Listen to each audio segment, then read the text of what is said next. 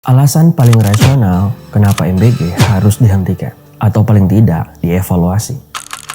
Indonesia, negara dengan IPK atau Indeks Persepsi Korupsi di tahun 2025 sebesar 34 poin, ranking ke-109 dari 181 negara. Hal tersebut bukan sekedar angka semata, itu adalah alarm kuat betapa negara ini dikelola dengan sangat manipulatif oleh elit politiknya. Kenapa demikian? Karena dengan manipulasi, mereka bisa meyakinkan sebagian besar rakyat bahwa apa yang mereka lakukan adalah hal yang baik dan benar. Salah satunya adalah MBG. Bagi rakyat yang mampu berpikir kritis, mereka akan berada pada landasan bahwa sesuatu yang baik dan terlihat baik belum tentu membawa kebenaran. Benar dalam tinjauan etis maupun dalam ruang optimalisasi logis. Apa maksudnya? Semua hal kalau dilakukan atas dasar memberi, ya pasti akan terlihat baik. Tapi coba sesuatu itu dilihat dari sudut pandang yang lebih luas. Tatanan apa yang dia rusak? Apa konsekuensi yang harus ditanggung hanya demi program tersebut? Mari kita kupas secara komprehensif.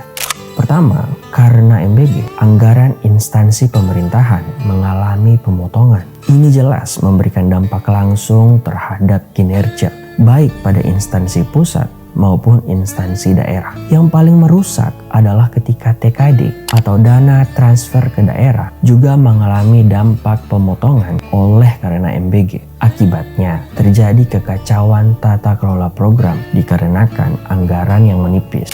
Perihal tersebut menimbulkan masalah secara multisektoral. Banyak posisi P3K yang terancam diberhentikan dikarenakan daerah tak mampu lagi menanggung beban gajinya. Selain itu, masalah tersebut juga memaksa daerah untuk menaikkan PBB atau pajak bumi bangunan yang pada akhirnya berdampak langsung pada rakyat. Kejadian ini juga sempat menciptakan kekacauan di Pati oleh karena PBB yang mencekik. Di tempat lain, bahkan ada daerah yang terpaksa harus berhutang hanya untuk melakukan pembangunan infrastruktur di daerahnya. Padahal daerah tersebut dikenal dengan pusatnya industri ekstraktif. Belum lagi untuk mengakali pemotongan TKD oleh pemerintah pusat, Pemda juga memungut dana melalui penambahan opsen pajak kendaraan yang juga lagi-lagi berdampak pada kenaikan biaya pajak kendaraan. Ujung-ujungnya rakyat lagi yang kena dampak. Kedua, berkurangnya dana pendidikan yang sejatinya tidak diperuntukkan murni pada aspek-aspek pendidikan. Seperti yang diketahui, MBG dimasukkan dalam porsi alokasi pendidikan sebesar 20% dari APBN, yang mana sejatinya MBG tidak bisa dikatakan merupakan bagian dari aspek pendidikan. Setidaknya untuk saat ini, melihat begitu banyaknya permasalahan di bidang pendidikan, seperti infrastruktur yang belum memadai, terjadi kesenjangan kuantitas antar level pendidikan sehingga menciptakan piramida pendidikan. Jumlah sekolah SMA kurang dari jumlah sekolah SMP kurang dari jumlah sekolah SD.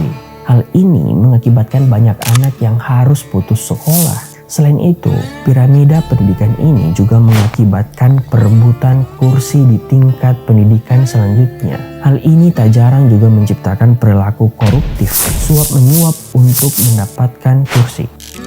Itu baru bicara soal permasalahan kuantitas jumlah sekolah.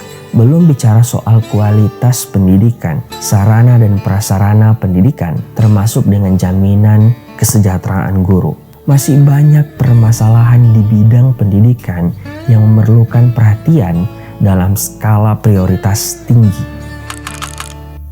Ketiga, program mercusuar dengan anggaran fantastis tidak baik untuk kesehatan fiskal negara. Program yang terlalu dominan menguras fiskal akan menimbulkan ketidakseimbangan tata kelola pemerintahan, yang mana akan berdampak pada tersendatnya aspek-aspek operasional kenegaraan yang lain. Persis yang telah dijabarkan sebelumnya. Selain itu, dengan IPK atau Indeks Persepsi Korupsi sekarang, program-program dengan dana fantastis seperti ini akan sangat rentan mengalami penyalahgunaan. Yap, tak tanggung-tanggung.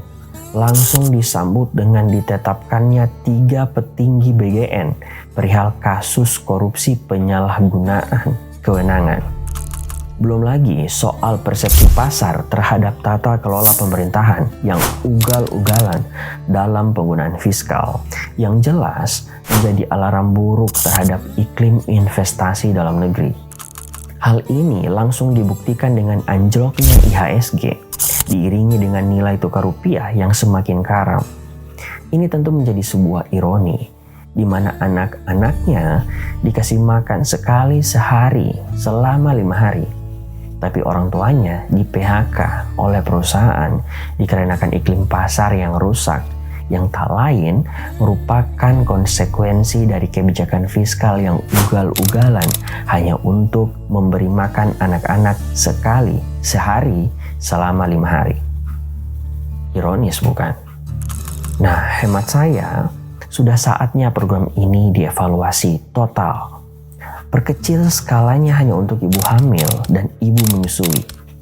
Kalau memang ingin menjawab tujuan awal program ini dibuat, yaitu sebagai upaya penanggulangan stunting dan gizi buruk. Kalau terus dipaksakan, kita hanya sedang menunggu sebuah bom menghitung mundur waktunya. Saya FM, sampai jumpa di video selanjutnya.